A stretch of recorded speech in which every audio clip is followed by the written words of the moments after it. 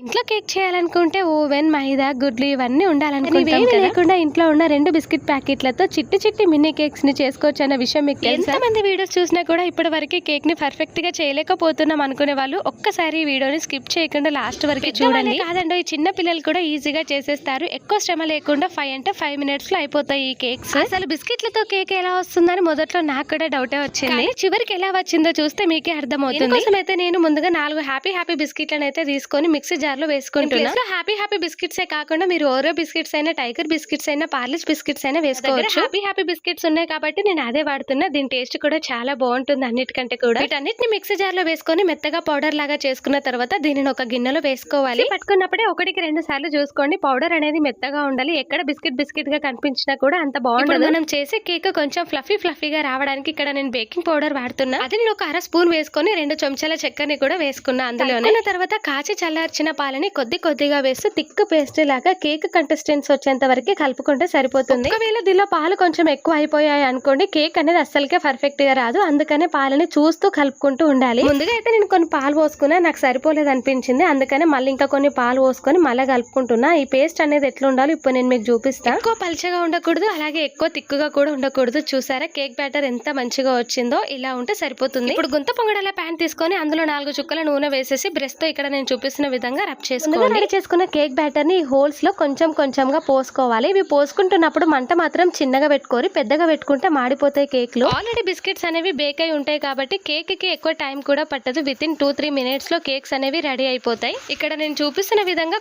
కొంచెంగా పోసుకోండి. నిండుగా పోసుకున్నామంటే ఇందులో మనం బేకింగ్ పౌడర్ వేసాం కాబట్టి ఇంకా ఎక్కువగా పొంగే ఛాన్స్ ఉంటుంది. వీటిని మీరు చేసుకున్నారంటే ఇంకెప్పుడు కూడా బయట నుంచి తెప్పించుకొని తినరు. అంత బాగుంటుంది. పిల్లలకి కూడా చాలా నచ్చుతుంది దీని టేస్ట్.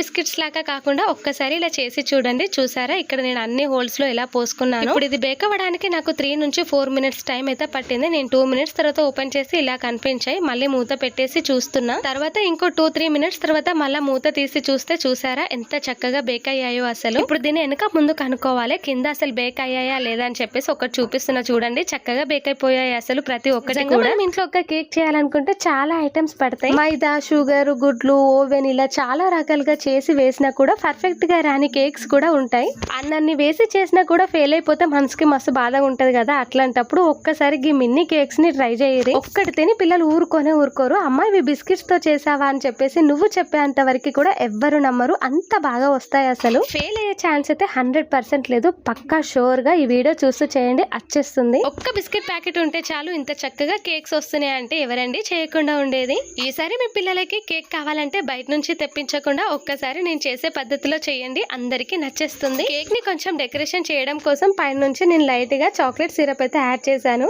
ఇక మా పాప చూడూరు అసలు ఇచ్చేదాకా కూడా ఆగుతలేదు, ఫుల్ డిస్టర్బ్ చేస్తుంది. అంత బాగుంటే టేస్ట్ కూడా మరి నచ్చాయా? అయితే తప్పకుండా ట్రై చేసి వీడియోని లైక్ చేయండి ప్లీజ్.